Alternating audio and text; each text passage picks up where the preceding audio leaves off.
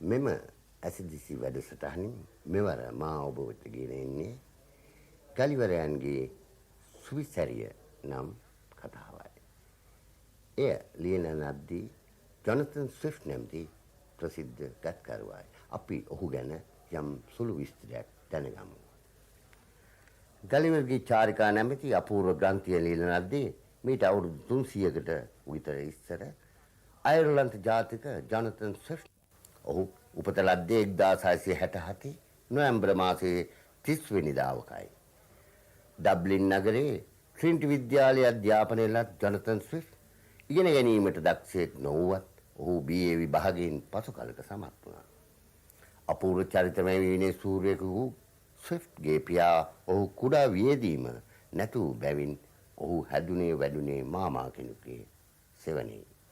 ඒ නිසා ඔහු ආරක්ෂා රහිත ජීවිතයක් ගත කළ අයෙකු මෙන් පසුතැවිලි වුණ පුද්ගලයෙක් වුණා.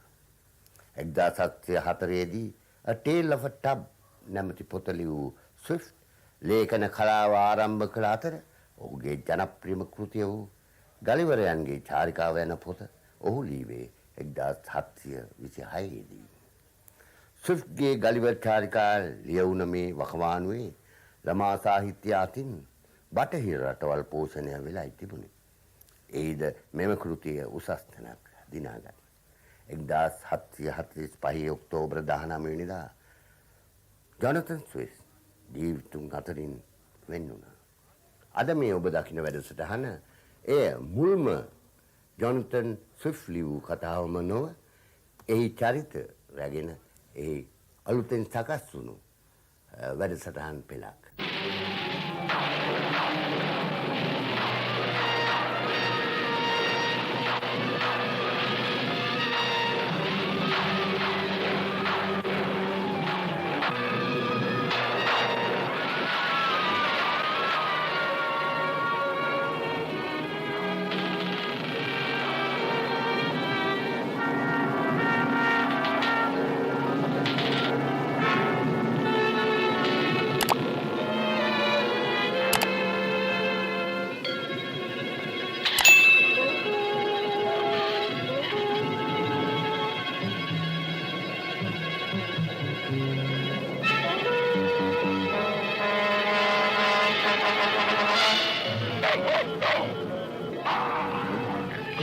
මොකද කලබලේ?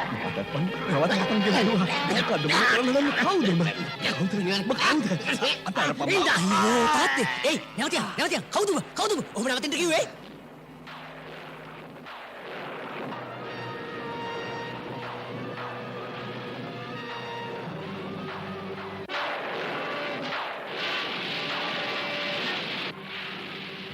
තාත්තේ තුවාල වුණාද?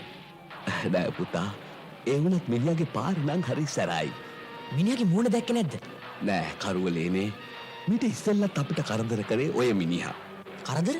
මොන කරදරද? පුතාට මතකද මම ඊයේ රෑ උඩ තට්ටුවට ගියා ඇවිදින්න. අහසේ තරු පෙරිලා මම මුහුද දිහා ටිකක් වෙලා බලා ඉන්නකොට එතකොට ඊයේ රෑ ස්ටෝරු කාමරේ අපේ බඩු සෝදිසි කරනකොට හිටපු ගමන් මගේ ඔළුවට පාරක් වැදුනා. මට සිහිය ඇවිල්ලා වටපිට බලනකොට මං දැක්ක ලොකු කොක්කක් එහා මෙහා වැඩෙනවා. මං හිතුවේ ඒක වෙන්නේ නැති මගේ ඔළුවේ වැදෙන්නේ නැත්තේ කියලා. අද සිද්ධිය එක්ක බලනකොට මං නම් හිතන්නේ කවුරු හරි හිතාමතා කරන්නේ. කවුරුත් මොකටද තාත්තට තුවාල කරන්නේ? හේතු තියෙනවා. උන් දැනගෙන පුතා මම මේ ගමන ගෙනාවේ මොකද කියලා. ඒ කාරණාව දැන් මම පුතාට කියන්නම්. මං හිතුවේ අපි රහස් දූපතක් හොයනවා කියලායි. ඔව් ඒක හරි. ඒ දූපතේ කොහේ හරි කෝටි ගණනක් වටිනා නිදානයක් තියෙනවා. මේ සිතියමේ ඒක තියෙන තැන සඳහන් වෙනවා. හරි. කවුරු හරි එහෙනම් මේ සිතියම ගණ්ඩයි හදන්නේ. ඒකයි තාත්තට පහර දුන්නේ. හරියට හරි. දැන් ඉඳලා අපි ඉන්න ඕන හොඳ සිහි කල්පනාවෙන්. උන් මේ සිතියම ගන්න මොන උගුල්ලට වයිද දන්නේ නැහැ. හරි. හරියටම හරි කැප්ටන් ගලිවර්.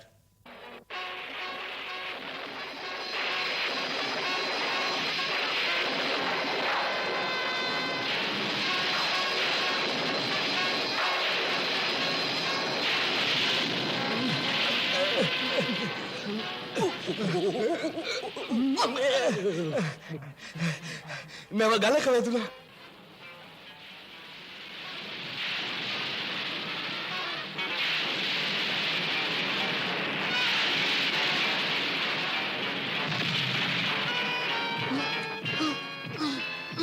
ආපුව කොටු වෙලා එළිය දොර හිර වෙලා. අපිට කරන්න තියෙන්නේ ජනේලෙන් රින්ගන්න.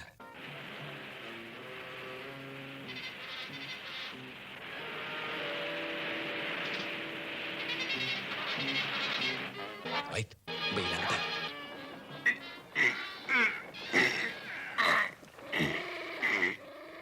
කවුද ගාව ඉන්නවා? මම මේ සිටියම උඹගේ කොළරකේ හංගනවා. දැන් ඉක්මන් කරපන් වයිටෝ. මේ පාර මගෙන් ජයවෙන්න බෑ මිස්ටර් ගලිවර්. එතකොට උඹයි මේකට මුල. ඔව්. දෙනවා මැප් එක මෙහාට.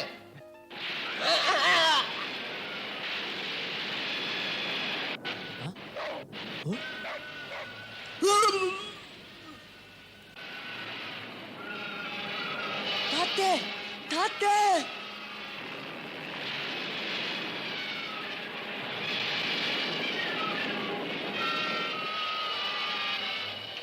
තාත්තේ!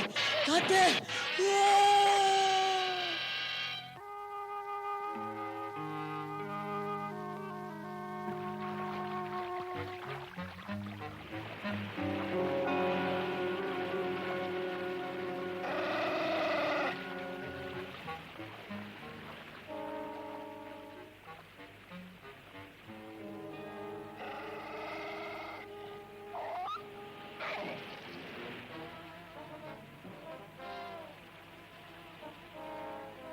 මිනිමෝරු හුඟක් ඈතට පාවෙලා ඇවිත් අවුව රස්නේ ඔළුවත්කා කියනවා ගොඩබිමක් නැත්තම් අපි සුම්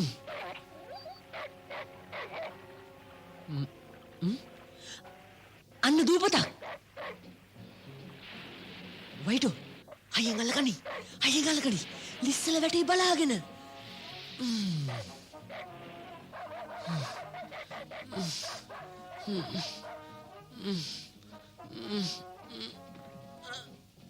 අම්මෝ අපි බේරුණා වයිටෝ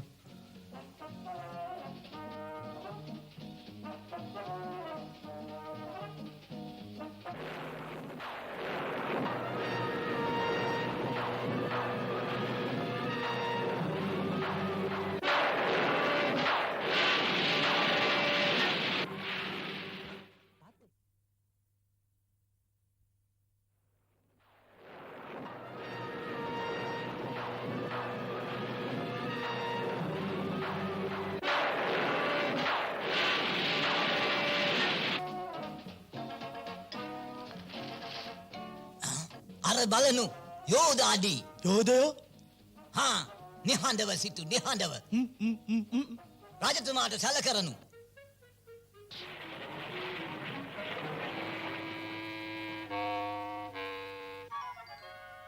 ඔව් මට සලකලේ මන්ද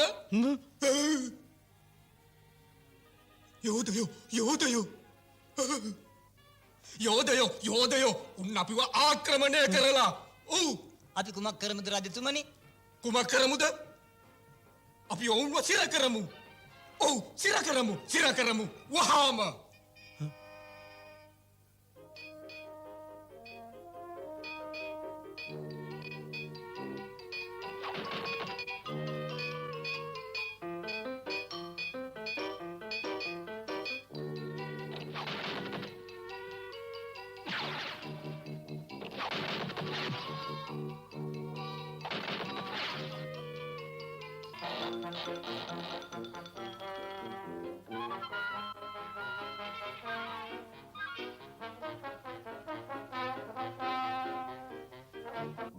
ඔව් හරි යෝධයා ගැලවෙන්න හැටි බලමු අපි සිය දේවයන් වහන්සේ මේකෙන් ගැලවෙන්න බෑ වෙයි මොකද කරන්නේ මුකුත් නෑ මං ගියා අන්න යෝධයෝ අවදි වෙලා කවුද මාව බැන්දේ අපේ බැමි කඩාගත්තා සටනට සැරසියව් පාබල හමුදාව නාවික හමුදාව ගුවන් හමුදාව පහර දෙනු මේ මොනවද මේ නවත්තනවා ඕක නවත්තනවා මම ඔන්න කිව්වා නැවතත් පහර දෙනු නවත්තනවා ඉතින් ඕක දුනු ආයනි නතර වෙනු. නුඹ අපිට යටත් වෙනවද? හරි. මං යටත් වෙන්න. දැන් කුමක් කරමුද රජතුමනි? දැන් අපි මේ සටන් බිමේ කොන්දේසි සඳහන් කරන්න ඕනේ. තේරුණාද? සමාදාන නියෝජිතෝ යවමු. ඕන් මං කිව්වයි කියලා හිතේ තියාගනින් මේක කවදාවත් හරියන්නේ නැහැ. කිසි දෙයකට බය වෙන්න එපා. හොඳින් නැත්තන් අරකින්. කලබල වෙන්න එපා. මතක තියාගන්නවා මම අයූ එක කතා කරන්නේ. අයිබුවන් නියෝජිතේනි නුඹලා මොකටද ආවේ? යෝදෝ උඹ එක්ක කතා කරන්න අපි ආවේ. කියනවා. ඔව් අපේ රජතුමාගේ අන පරිදි හිරබාරයට ගන්නයි අපි පැමිණියේ. කලබල නොකර වහාම එන්නට පුළුවන්. පොඩ්ඩක් ඉන්නෝ. රජතුමාට ගිහින් කියනවා මම මෙහාට මේක මුගේ මරුගුලක්ද කොහෙද?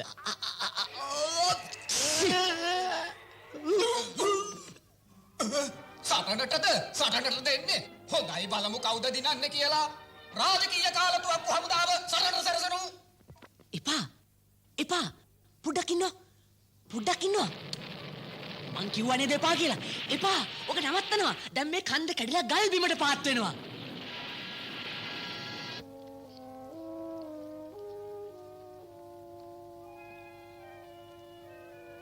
වයිටු හෙල්ලෙන්න එපා. බලමුන් කරන දේ. ඔහු මිය ගොස්ද? මම හිතන්නේ නෑ. පිය රජතුමනි කුමක්ද මේ කරන්නේ? මේ තරම් පෙනුමැති යෝධෙක් නපුරෙක් වෙන්න බෑ. අයිබෝන් බොහෝම ස්තුතියි. මම රජතුමාගේ දියණිය. යූදය නැගිටිනවා. කාලතුවක්කු සූදානම් කරනු. මම ඒක කරන්නම්. 3යි 4යි 5යි 6යි 7යි. වයිටෝ අරව ගන්නවා තුවක්කු ටික දැන් තමුසෙක පැත්තට. දැක්කදුම් කරපු වැඩේ. තුවක්කු ටික උන්ගේ පැත්තටම හරවා ගත්තා නේද? දැන්වත් තේරුණාද අපි යාළුවෝ කියලා? ඔව් වෙන්න පුළුවන්. එහෙනම් කියනවා බලන්න අපිත් එක්ක යාළු නම් අපිව ආක්‍රමණය කරන්න ආවේ මොකටද කියලා? මම කරපු ආක්‍රමණයක් නෑ. අහගන්න අපිට වෙච්ච දේ. අන්න එහෙමයි අපි මේ දූපතට ගහගෙන ආවේ. අපි දැන් මේ දූපතේ අතරමං වෙලා. අතරමං වෙලා නෑ. අපි දන්නවා ඉන්න තැන. ඇත්ත ඒක කවුරුත් දන්නවා. ඔයා ඉන්නේ ලිලිපොට් රාජ්‍යයේ. ලිලිපුට් මේක වෙන්න ඇති තාත්තා හොයාපු රහස් දූපත. තාත්තත් මේ දූපතට ගහගෙන එන්න ඇති. මං ගින් කොහොම හරි තාත්තව හොයාගන්න ඕනේ. අපේ රටේ ආබද රටවල වල වාසය කරන්නේ ඉතාමත් නපුරු මිනිස්සු. ඒක ඇත්ත. අනේ යන්න එපා ගලිව. මං ගින් කොහොම හරි තාත්තව හොයාගන්න ඕනේ. යන් වයිටෝ. යන්. මං හිතනවා එයත් එක්ක ගියා නම් හොඳයි කියලා. ආව් පොඩි කොල්ලෙක්. ඔව් ඒත් මගේ රාජධානියෙන් පිට වෙච්ච එක හොඳයි. කවුරුවත් පේන්නේ නැහැ. මං හිතන්නේ නෙවෙයි කවුරුවත් බේරුන් නැති පාටයි. අර කන්දෙන් එහා මූදු වෙරළද දන්නේ. අපි යන් කොහොම හරි හොයන්න ඕනේනේ. යන්.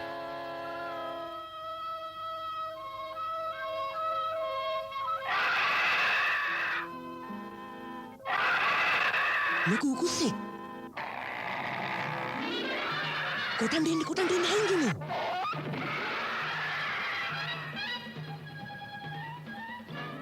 මහා නපුරු උකුස්සෙක් වගේ.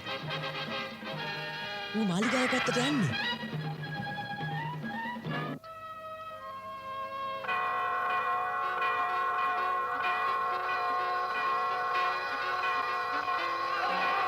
යෝධ කුසානෝ නගරයේ ආරක්ෂාවට සැරසෙනු.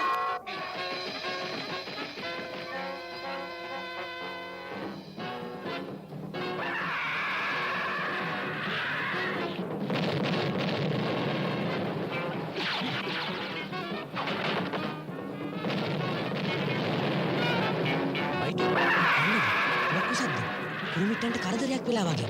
අපි ඉක්මන් කරලා යන්. ඔකම ලෑස්තිද? උකුස මරන්නේ මේකෙන්.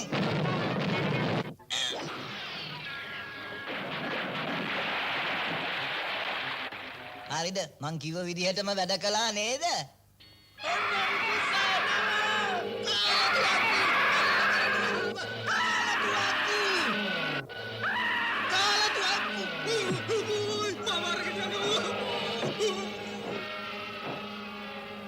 අනේ අර බලන්න උකුස පිය රජතුමාව ඩැහැගෙන යනවා.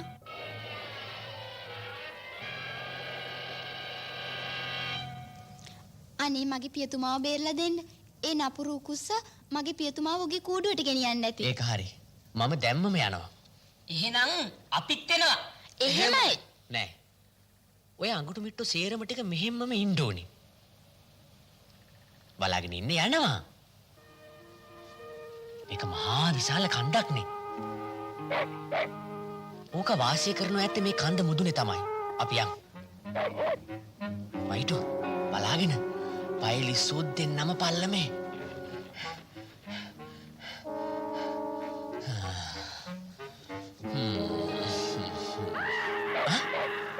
අර ඉන්න කුස නේද?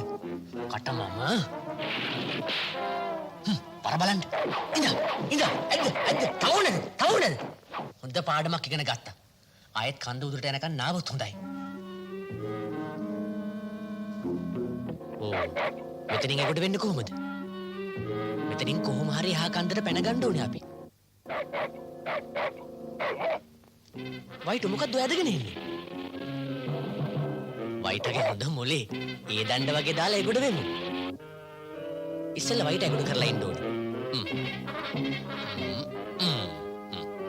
ඇස් දෙක වහගන්න එපා. පාතාලි දිහා දුර බලන්න එපා. බය වෙන්න එපා. මං අතාරින්නේ නෑ. හරි. ඔන්න මං එනවා.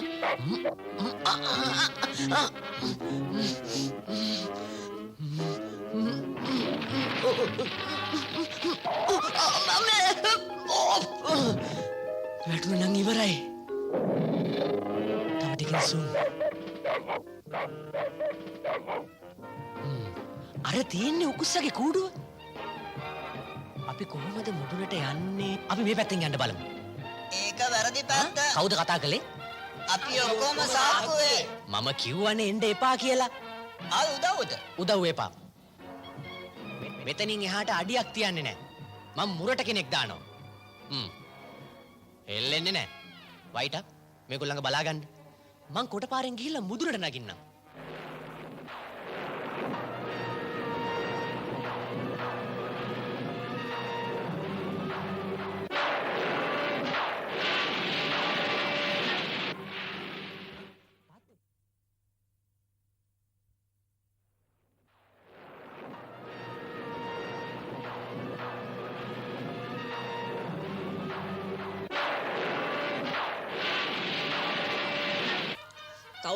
තව ටිකයි බලාගෙන ලිස්සන්න පුළුවන්. ඔය නපුරු උකුස්සා කූඩුවේ හිටියොත් ඔළුවට දෙකක් දෙන්න.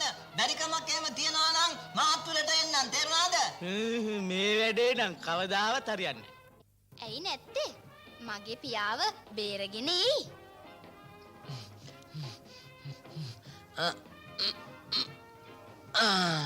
මොනාද මෙච්චර වෙලා කලේ නැතුව මම සීතලේ රැවුලනවා. හුඟක් ඉහළට නගින්න තිබුණේ රජතුමනි. ඔව් ඒකත් ඇත්ත තමයි. උකුස්ස එන්න කලින් අපි පල්ලෙහාට බැහැ ගන්න ඕනේ. රජතුමා මගේ සාක්කුව යන්න අකමැති නෑනේ.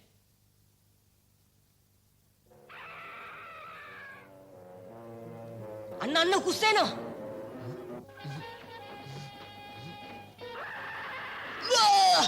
අම්මේ. වාපා වෙනවා. මොකද කරන්නේ? අපිට යන්න බෑ උත් එක්ක. දුවන්නත් බෑ. හරි. හොඳ අදහසක් ආවා. මේ ලෑල්ල තියලා ලිස්සලා යමු. රජතුමාණනි, පහලට ලිස්සලා යන්නයි අපි හදන්නේ. ඔන්න. කොහොමද රජතුමාණනි ගමන? කදිමයි.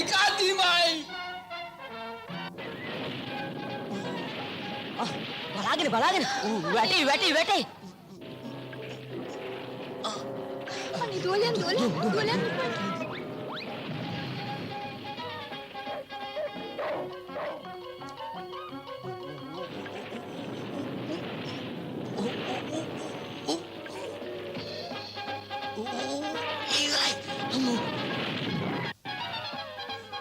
යන්තම් ඉති උකුස්ස යනවා. රජතුමනි, උකුස්ස ගියා වගේ. රජතුමනි, වැටිලවද්ද? මම මෙහෙ පල්ලෙහා කිසි කරදරයක් නෑ. පටියේ එල්ලිලා ඉන්නවා. රාජ්‍යත් එහි රජතුමා වන මාගේ ශ්‍රී දේහයත් බේරා ගැනීම නිසා මම රාජ්‍ය සම්මානය ඔබට පිරිනමනවා. බොහොම ස්තුතියි රජතුමනි. ඔබ අපාතර සිටින තෙක් මේ ලිලිපුත් රාජ්‍යයේ ජීවත් වීමේ නිදහස මම ඔබට ප්‍රදානය කරනවා.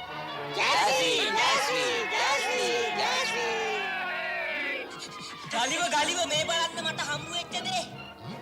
මගේ තාත්තා ගොරලෝසු. මේක කොහොමද මෙහාට ආවේ? කොබලන් තාම වැඩ කරනවා මේක. ඒ කියන්නේ තාත්තා මෙහාට ඇවිල්ලා තියෙනවා. ඇයි බලන් ඉන්නේ? අපිත් ගිහිල්ලා හොයාගමු. වයිට් ඒ කියන්නේ තාත්තා අපිට හම්බේ වගේ.